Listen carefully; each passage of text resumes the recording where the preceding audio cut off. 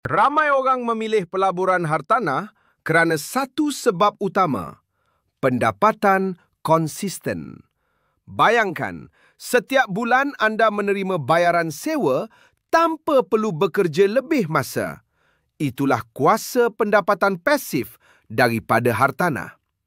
Selagi hartanah anda disewakan, aliran tunai bulanan akan terus masuk, membantu anda bayar ansuran bank, cukai dan masih ada lebihan untuk simpanan.